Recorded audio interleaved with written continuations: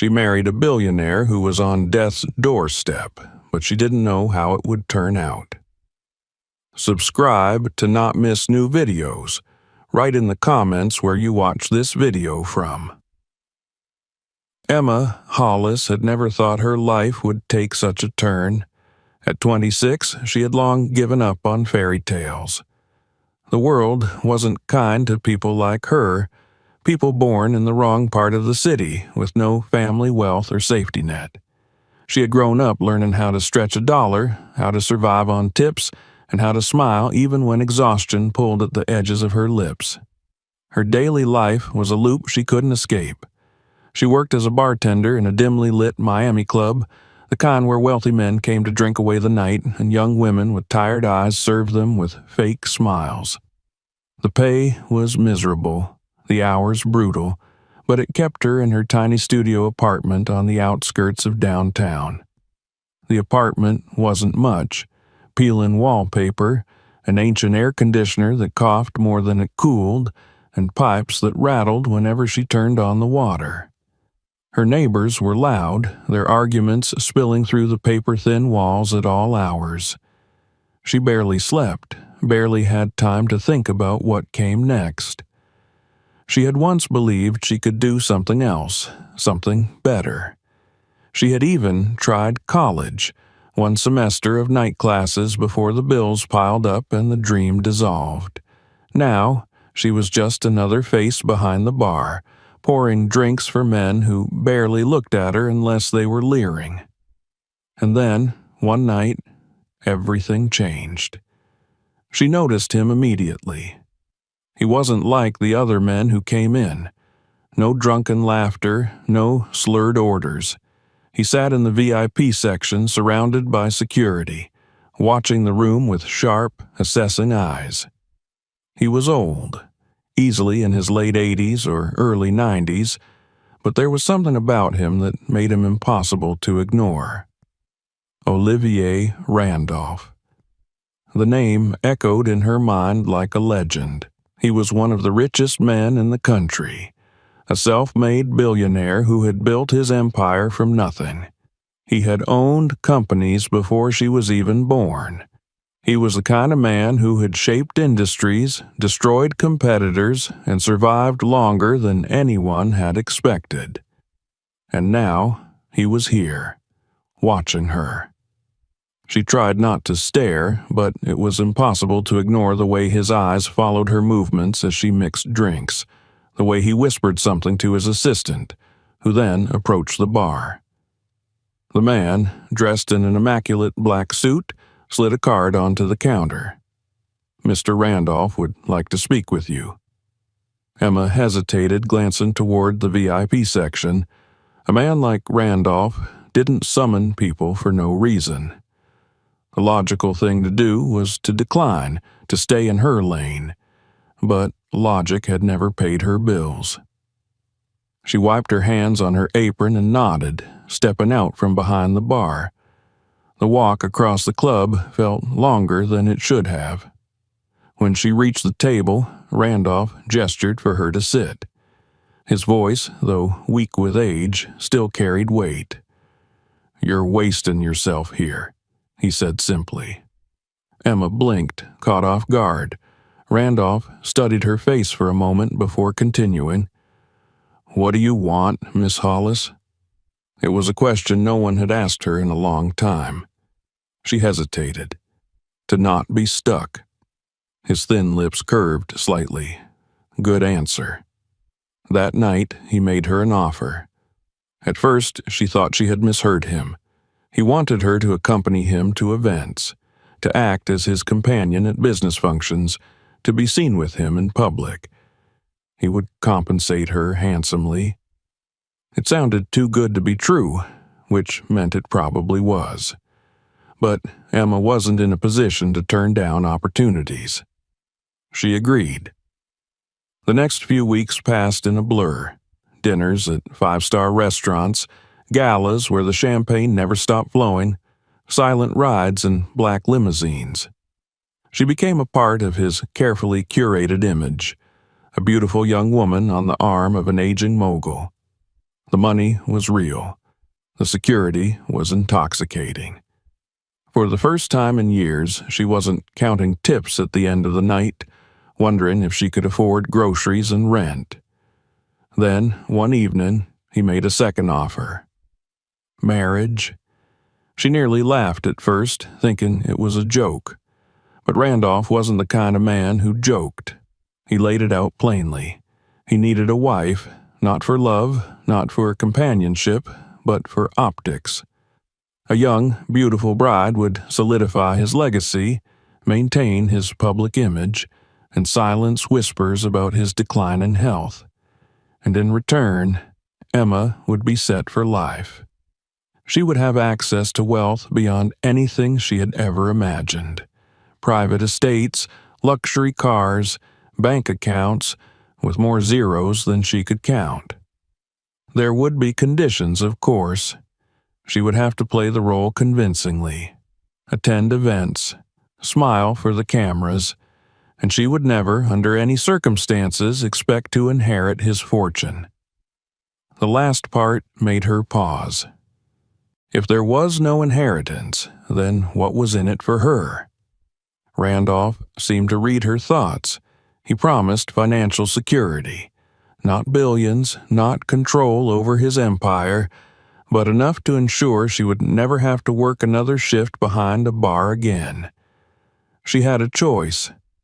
She could walk away now, go back to her tiny apartment and the suffocating loop of her life. Or she could take the deal. She thought about it long after she left his mansion that night. She lay in bed, staring at the cracked ceiling, listening to the muffled arguments of her neighbors, feeling the weight of the choice pressing down on her. It wasn't just about money. It was about survival, about escaping the life she had always known. By morning, her decision was made.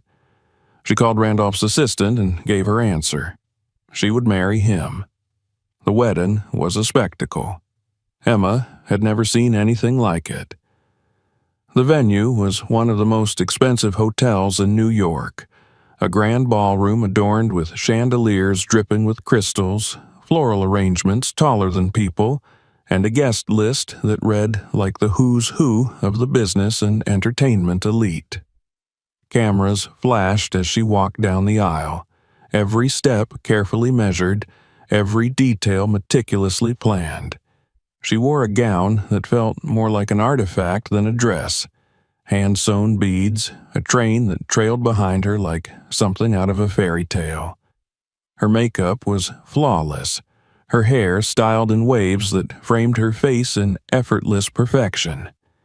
And at the end of the aisle sat Olivier Randolph, his sharp eyes watching her beneath heavy lids. He was in his wheelchair, of course. The years had taken their toll on his body, but not on his mind. His suit was immaculate, tailored to fit his thin frame, his hands resting motionless on the armrests. The ceremony was quick, efficient. Words were spoken, vows exchanged, a kiss, brief, barely there. And then it was done. She was now Mrs. Olivier Randolph. The reception was as extravagant as the ceremony, a grand display of wealth and status. Celebrities, politicians, industry moguls, they all came to shake Olivier's hand, to pay their respects, to take a curious glance at his new wife. Some smiled at her, others whispered behind champagne glasses. She knew what they were saying. Gold digger, trophy wife, she won't last a year. She smiled anyway. The night dragged on, a blur of speeches, toasts, and music. She played her role perfectly, holding Olivier's hand when needed, laughing at the right moments, allowing photographers to capture the perfect angles. She barely ate. By the time they left, her cheeks ached from smiling. The honeymoon was a farce. They flew to Europe in a private jet, touching down in Paris, then the Amalfi Coast. It was for the cameras, the image of newlywed bliss. Photographers snapped shots of her walking along the beach, sitting at candlelit dinners, always next to Olivier. But behind closed doors, the truth was stark. There was no intimacy, no warmth. Their rooms were separate, their interactions brief. Olivier had made it clear from the start. This was a transaction, not a marriage. He had gotten what he wanted, and now she had to hold up her end of the deal. Emma had thought it would be easy. She hadn't expected the loneliness. The Randolph estate was a fortress, a sprawling mansion outside of New York, surrounded by acres of manicured gardens, marble floors that echoed underfoot, and halls so vast they swallowed sound. She had never lived anywhere so grand, yet she had never felt more trapped. The staff were polite, but distant. She was their employer, but not one of them. Olivier had a strict routine. He woke early, had meetings with his advisors, read the paper in silence. She saw him for scheduled appearances, fundraisers, board meetings, charity galas. They traveled together, but they weren't together. It didn't take long for the boredom to set in. She had no job, no responsibilities. She was expected to look beautiful, be presentable, smile when necessary. It was suffocating. She started shopping, designer boutiques, high-end jewelry stores. At first, it felt like power, like control. She could have anything she wanted.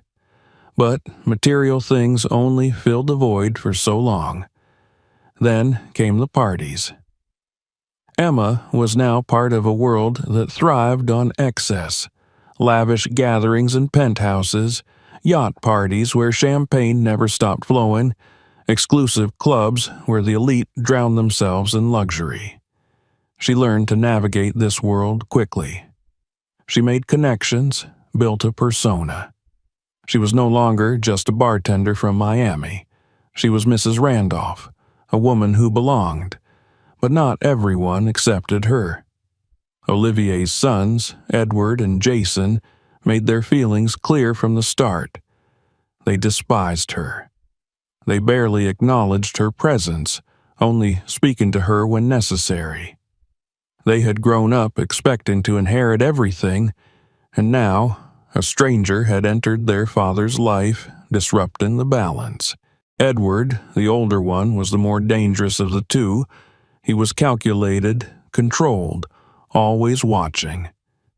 Jason, on the other hand, was reckless, volatile, prone to outbursts. Neither trusted her. She overheard their conversations. "She's after his money. She won't last. Just wait." She pretended not to care, but she knew the truth. They were waiting for her to fail. Olivier, of course, didn't care. He knew what people thought. He had built his life on not caring. She envied that about him. As the months passed, she became better at playing the role. She attended meetings with him, learned business terms, smiled at investors. People underestimated her. They thought she was nothing more than a pretty face, a pawn in an old man's game. She let them believe it. But deep down, she knew she had to be more than that. Because one day, this arrangement would end. And when it did, she needed to be ready. Olivier died on a quiet October morning. There was no dramatic collapse, no frantic calls to paramedics. He simply stopped breathing in his sleep, his frail body giving in after years of fighting against time. The news spread quickly, and within hours the estate was swarming with people, lawyers, advisors, family members who had barely visited when he was alive, but now arrived in droves, speaking in hushed tones, their eyes already fixed on what was left behind. Emma stood in the master bedroom, staring at the empty bed where he had taken his last breath. She had expected to feel something, grief, sadness, even relief, but there was only numbness. Their marriage had never been real. He had been a presence in her life, a force to orbit around, but he had never been hers. And now he was gone. The funeral was an elaborate affair, held at an exclusive cathedral where the city's elite came to pay their respects. Cameras flashed as she stepped out of the limousine, a black veil covering her face, every movement carefully controlled. She played the grieving widow, walking behind the casket, accepting condolences with a somber nod. She knew the whispers had already begun. People were watching, waiting for her to slip, to show any sign that her sadness wasn't genuine. Edward and Jason were there, standing at the front of the church, their expressions carefully composed. They had never accepted her, and now they no longer had to pretend to tolerate her presence. They knew what was coming. They had been waiting for this moment since the day she walked into their father's life. 3 days after the funeral, the will was read. Emma sat in the grand study of the Randolph estate, surrounded by lawyers in dark suits, the air thick with tension. The family was there. Edward, Jason, their wives, their children. Other distant relatives had gathered as well, some hopeful, others just there to witness the spectacle. The lawyer, a gray-haired man who had served Olivier for decades, began reading the document in a slow, deliberate tone.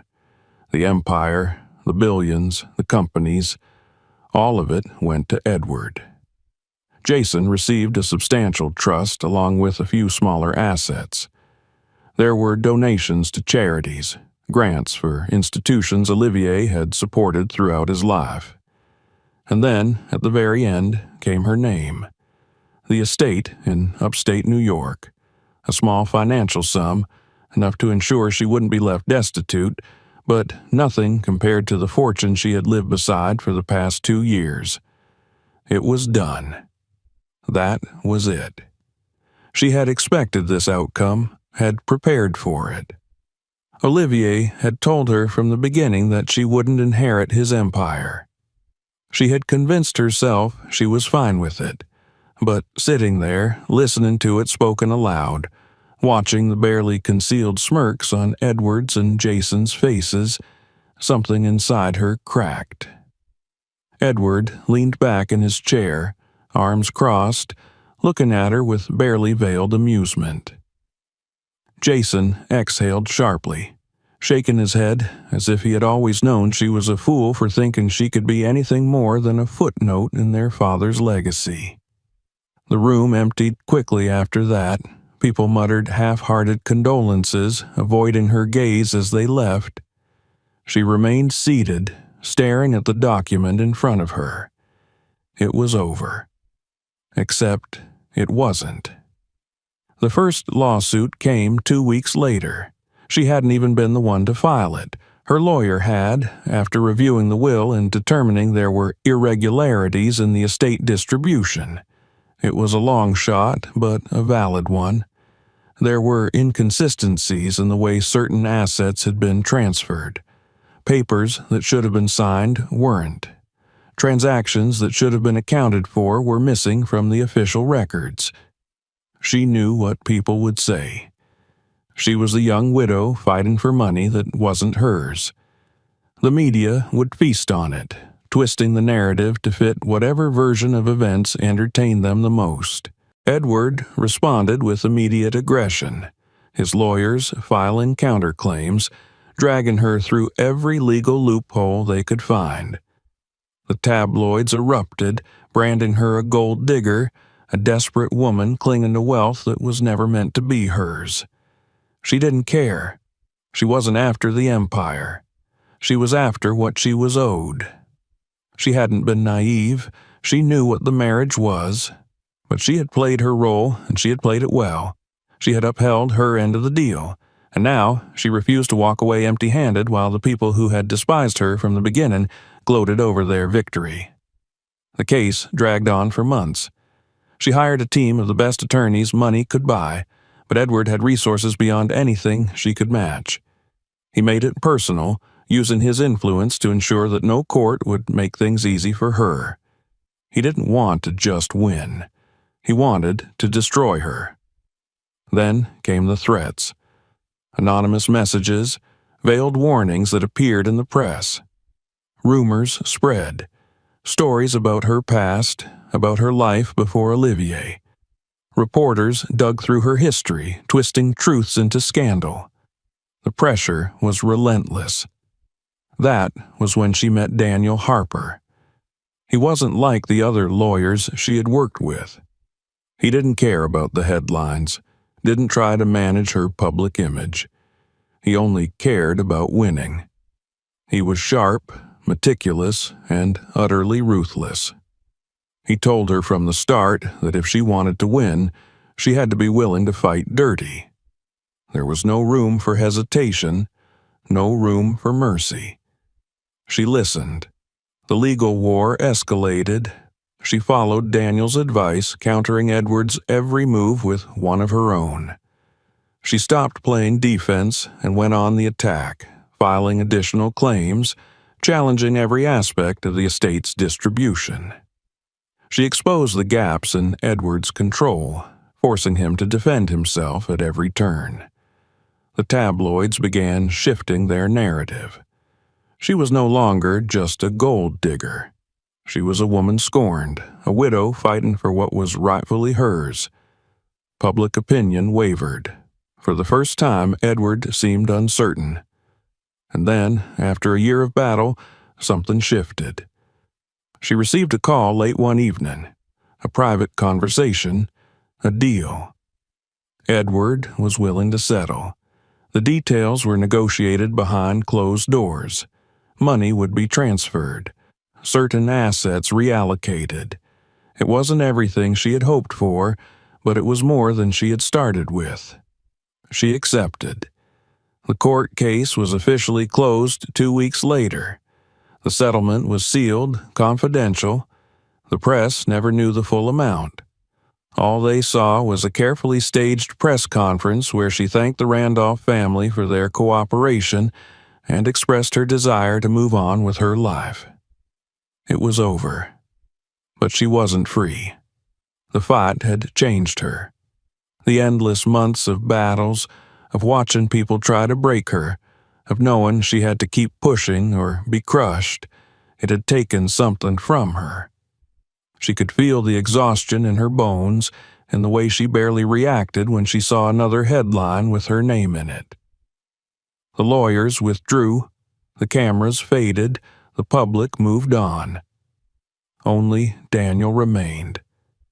And in the silence that followed, he was the only one who understood what she had lost. The settlement had been reached, but it wasn't a victory. Emma had fought, and she had survived, but she hadn't won, not in the way she had once imagined. The money was substantial, enough to keep her comfortable, enough to ensure she never had to pour another drink behind a bar. But it wasn't the empire she had glimpsed from the inside. The war had left scars, invisible but deep, and she felt them every time she woke up to silence in the vast house she now owned. She had spent over a year in battle, and now that it was over, she didn't know what to do with herself. The press moved on quickly. There were new scandals to chase, new stories to dissect. Emma's name lingered in the tabloids for a while, mentions of a mysterious settlement, speculation about whether she had walked away with millions or nothing at all. But eventually, even the gossip columns lost interest. She had become old news, but not to Edward. She had expected him to let it go after the settlement, to turn his attention back to the empire he had fought so viciously to protect. Instead, he lingered. She heard whispers in business circles, quiet remarks from people who had once stood in his orbit. He was still watching her. He still wanted her gone. The financial settlement had closed the case legally, but it hadn't erased her. She was still here, still carrying the name that he believed should have never belonged to her in the first place. That was the real problem. She had been a temporary embarrassment while their father was alive, but now she was a permanent stain on his legacy. Daniel Harper had warned her this would happen. He had seen it too many times before. Edward wasn't just a man protecting his fortune. He was a man who didn't tolerate loose ends. And Emma, no matter how silent she remained, was a loose end. She had spent months in the courtroom, months playing by the rules, believing that the system would deliver some kind of justice. But justice wasn't real in this world. There were only winners and losers, and the people who stayed alive were the ones who knew how to shift between those roles when necessary. The threats started small. Anonymous phone calls quickly disconnected. Papers slid under her door with no return address, advising her to leave the city. She ignored them at first. It was psychological warfare, and she had survived worse. But then her accounts were frozen. One morning, she woke up to find that the money from her settlement, the money that was supposed to ensure her survival, was locked behind legal technicalities. Calls to the bank led to vague explanations about ongoing verifications and internal reviews. It wasn't a mistake. It was Edward. Daniel confirmed it within hours. "He's not done with you," he told her, his voice steady, calm. Emma felt the anger rise in her chest, not the sharp burning kind, but the cold, quiet rage that settled in the bones. She had played by their rules. She had fought the way they told her to fight. And now, even after all of it, Edward still thought he could break her. She didn't call him. She didn't beg. Instead, she made her own move. Daniel had spent years navigating these kinds of battles, and he knew exactly where to hit back. While Edward had spent his time tying up Emma's money in legal red tape, Daniel had been digging. And what he had found was leverage. Olivier had been a ruthless businessman, but he hadn't been perfect. He had left things behind. Deals that had never been meant to see the light of day. Transactions that, if exposed, would be more than just embarrassing. They would be devastating. Edward had spent years trying to clean up after his father, to bury the past where no one could find it. But Daniel had found enough to make it clear that if Edward didn't back off, the world would see the parts of the Randolph empire that weren't quite as pristine as the family liked to pretend. It took 3 days. On the morning of the 4th day, Emma's accounts were mysteriously unfrozen. No explanation, no phone call, just a quiet retreat. She had won this battle, but she knew it was temporary. Edward would never fully let go, but he had learned something about her, just as she had learned something about him. She wasn't an easy target. The weight of it settled over her in the weeks that followed. The realization that she was never truly safe, that no amount of money or settlements or closed cases could erase what she had been through. She had fought to be more than a footnote, and now she was something worse, an inconvenient truth that the Randolph family couldn't erase. She stopped going to social events. The invitations still came, but she ignored them. The people who had once courted her presence, who had smiled at her during the galas and whispered about her behind her back, no longer mattered. She spent more time with Daniel. At first, it was business, strategizing, ensuring that she was protected, making sure Edward didn't make another move. But at some point, it became something else. He was different from the men she had known. He didn't look at her with pity or with judgment. He didn't see her as a victim or a prize. He saw her as something else entirely, an equal. She hadn't realized how much she needed that until it was already too late. The legal battles had ended, but Emma had not escaped unscathed. Victory had come at a cost, one that settled deep into her bones and refused to let go. She had spent so long fighting, so long clawing her way through courtrooms and public scrutiny, that she no longer knew how to exist without conflict. The silence was unbearable. It followed her from room to room in the house she had won, echoing through the halls like a ghost she couldn't shake. She had spent the past 2 years surrounded by people, lawyers, journalists, enemies dressed as allies, and allies who turned out to be enemies. Now there was nothing. The invitations had stopped coming. The people who had once used her name in whispered conversations had moved on to new scandals. She had become irrelevant. And yet the damage lingered. The exhaustion was different now. Before, it had been the kind that pushed her forward, the kind that drove her to fight, to survive. Now it weighed her down, pressing against her with every step. She had money, security, a name that still carried weight in the right circles. But none of it mattered. She had spent so long chasing the promise of a life beyond struggle, and now that she had it, she didn't know what to do with it. She started drinking more. At first, it was just a glass of wine at night, something to dull the edge of her thoughts. But soon, one glass turned into 2, then 3, then something stronger. She told herself it was temporary, just a way to quiet her mind, to help her sleep. But the nights blurred together, and she found herself waking up in the early hours of the morning, disoriented, her throat dry, her head pounding. She wasn't sleeping. Not really. Even when she did, the nightmares came. She dreamed of courtrooms, of endless voices arguing over her fate. She dreamed of Olivier, his sharp eyes watching her even in death, his expression unreadable.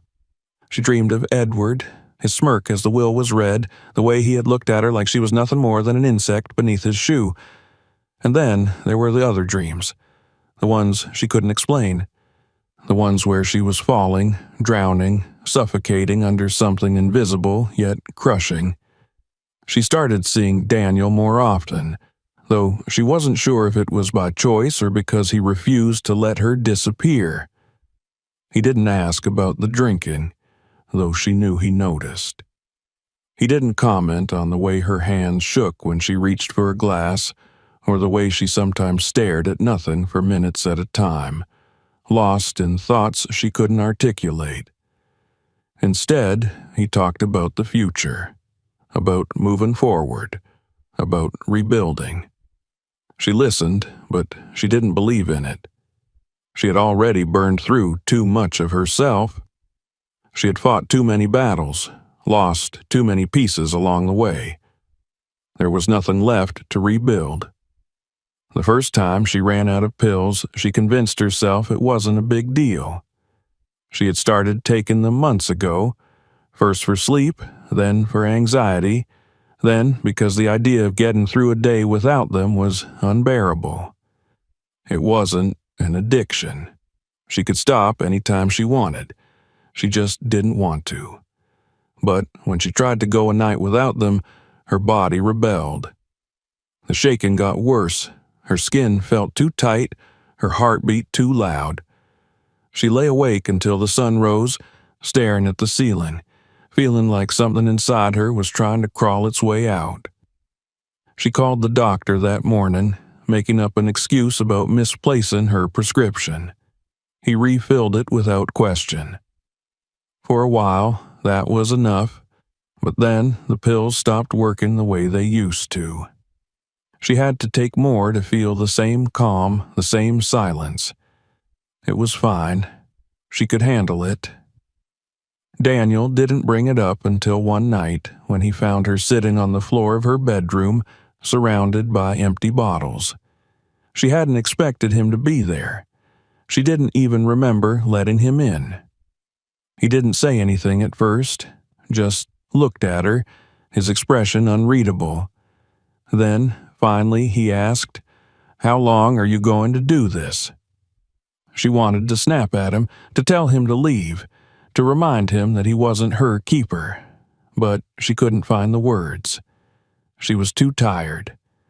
He stayed that night, sitting in a chair near the window, not speaking, just watching. In the morning, she threw out the bottles, but she kept the pills. She told herself she was still in control. She wasn't. The court case was over, the money was hers, the world had moved on. Emma thought victory would feel different. She thought it would bring a sense of peace, of accomplishment, of closure. Instead, it felt like nothing. She had spent years fighting for this moment, clawing her way through every legal battle, enduring the media's relentless scrutiny, and standing in the wreckage of a marriage that had never been real. Now that it was done, she felt like she had been emptied out and left with nothing but silence. The house was quiet in a way that made her stomach twist. The grand estate in upstate New York, once a symbol of security, now felt like a tomb. She moved through its hallways without purpose, aimless, drifting between rooms she barely recognized as her own. She had nowhere to be, nothing to do. She had won, and yet she had lost everything that had once made her feel alive. She stopped checking the news, stopped caring what people were saying about her. She knew the world had already started to forget her, the way it always did when scandals lost their novelty. The same papers that had once torn her apart had moved on to newer, fresher names. She had become yesterday's drama, a woman whose story had been picked apart and discarded. The money sat untouched in her accounts, more than she had ever imagined having, but it didn't change the way she felt when she woke up in the morning. She still felt like she was sinking. Daniel called often. He checked in, offered suggestions about what she could do next. She had influence now, he told her. She could start something of her own, use the attention she still had to reshape her image, to build a new life. He talked about foundations, investments, charity work. He saw a future for her that she couldn't see for herself. She knew he meant well, but she didn't want to build anything. She wanted to disappear. The drinking got worse. The pills, too. She kept it hidden at first, but Daniel wasn't stupid. He saw the signs, the empty bottles, the unreturned calls, the way she avoided looking at him when they met in person. She knew what he wanted to say. She could hear it in the way he hesitated before speaking, the way his gaze lingered on her too long, the way his jaw tightened whenever she reached for another drink. She dared him to say it. He never did. Maybe that was why she kept him around. She married him on a cold, gray afternoon. There was no grand wedding this time, no headlines, no photographers waiting to capture the moment. Just a courthouse, a brief exchange of vows, and a signature on a piece of paper that changed her name once again. She wasn't sure why she did it. Maybe because it made sense. Because Daniel had been there when no one else was. Because he understood what she had been through, what she had lost. Because she was tired of being alone. But it wasn't love. She didn't think Daniel expected it to be. It was a partnership, a transaction. He stabilized her, kept her from falling apart completely. But even he couldn't fix what was already broken. Emma had thought marriage would change something. Maybe it would ground her, give her a sense of stability, a reason to pull herself out of the numb haze that had settled over her life. But after the courthouse ceremony, after the papers were signed and Daniel became her husband, nothing felt different. The house was still too large, the silence still suffocating. She spent most of her days drifting. She would wake up without a purpose, move from room to room, pour herself a drink before noon. The pills were always within reach. Sometimes she took one to take the edge off, sometimes two. She told herself she could stop if she wanted to. She just didn't want to. Daniel never pressed her. He had always been patient, always careful with his words. He would watch her with the same unreadable expression, waiting for her to say something she never did. He knew what was happening, knew that she was slipping further and further away, but he never confronted her. Maybe he thought she would come back to herself eventually. Maybe he was waiting for her to decide if she even wanted to. The nights were the worst. She would lie awake for hours, staring at the ceiling, her mind racing with thoughts she couldn't silence. Memories came in flashes. Her first night in Olivier's house, the look on Edward's face when the will was read, the way the cameras had flashed at her wedding, the whispered voices that had followed her everywhere she went. She had spent so long fighting, but for what? One evening, she found herself sitting by the large bay window in the master bedroom, a half-empty bottle of whiskey on the table beside her. The city lights stretched out in the distance, glittering and cold. She wondered what people saw when they looked up at this house. Did they think she was still the same woman who had fought for a place in Olivier's world? Did they imagine she was still powerful, still untouchable? She picked up her phone and scrolled through the news, barely paying attention to the words. Edward's name still came up from time to time. He had moved on, just as she had known he would. He had won in the end, had taken what he wanted and left her to fade into obscurity. That should have made her angry, but she felt nothing. She was nothing. The thought settled in her chest, heavy and final. She had spent so long trying to prove she was more than a trophy wife, more than a woman who had married for convenience. But in the end, she had become exactly what they had expected. A woman who had taken the money and disappeared. A woman who had nothing left to fight for. She closed her eyes and leaned her head against the glass. She didn't know how long she sat there before she heard footsteps behind her. She didn't turn around. She knew it was Daniel. For a long moment, he said nothing. Then, finally, he spoke. "You should get some rest." His voice was quiet, careful. He had been speaking to her like this more often lately, as if she was something fragile, something that could shatter if he wasn't careful. Maybe she was. She let out a breath and nodded, though she knew she wouldn't sleep. Daniel lingered for a moment before turning and walking away.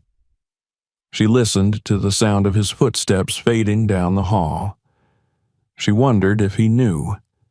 If he knew that she wasn't coming back from this. Emma Hollis died quietly. There were no flashing lights, no frantic calls to 911. When they found her, she was lying on the plush white bed in the master suite of a luxury hotel. The room was immaculate, the sheets crisp and unwrinkled, as if she had merely lain down for a moment and drifted off to sleep. The coroner's report was clinical, detached. Acute drug toxicity, a blend of prescription medications and alcohol, a lethal combination that numbed her into a permanent escape. Officially, it was ruled an accidental overdose. Unofficially, no one was surprised. The news of her death spread quickly, but the story was small. A brief segment on the morning talk shows, a few lines in the gossip columns. There were whispers about her past, about her marriage to Olivier Randolph, the court battles, the settlement. Old pictures resurfaced, the young, vibrant Emma on the arm of a billionaire, her smile wide, her eyes bright. The media recycled the same narratives, the gold digger, the tragic widow, the woman who had clawed her way into a fortune and lost herself along the way, but the world moved on. Within a week, her name had faded from the headlines. There were new scandals, new tragedies, new lives to dissect. Emma Hollis became a footnote, a cautionary tale whispered in high society circles. The woman who had everything and still found nothing but emptiness. Her funeral was small, There were no cameras, no crowds, a modest service in a quiet cemetery. Daniel Harper stood at the graveside, his face a mask of solemnity. He was the only one who spoke. His words were brief, a simple farewell.